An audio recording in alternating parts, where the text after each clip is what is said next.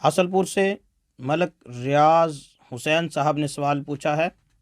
وہ لکھتے ہیں، مفتی صاحب ہمارا سوال یہ ہے کہ جس عورت کو طلاق دی ہو اس کے جنازے کو کندھا دینا کیسا ہے؟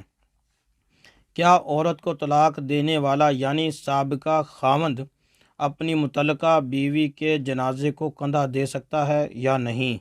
ملک ریاض حسین۔ جی میرے محترم بھائی، کندھا دینے کے لیے اس میں محرم یا غیر محرم یا خاوند ہونے نہ ہونے کا کوئی تعلق نہیں ہے۔ غیر محرم جیسے کندھا دے سکتا ہے، جو جس خاوند نے طلاق دے دی ہے وہ بھی انہی کی طرح غیر محرموں کی طرح ہو گیا، تو لہٰذا کندھا دینے میں اس طرح کوئی قباحت نہیں ہے۔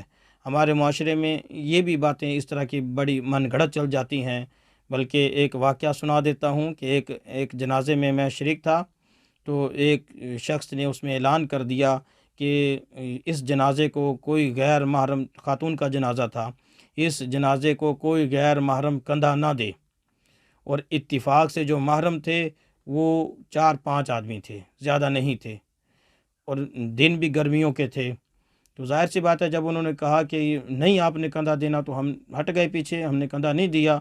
وہ بیچارے تنگ آ گئے اور کچھ دور جا کے مجبور ہو گئے یہ کہنے پر بھی آپ بھی کندھا دے لیں، چونکہ ایک غیر ایسی شرعی بات تھی، ان کی عامی بات تھی۔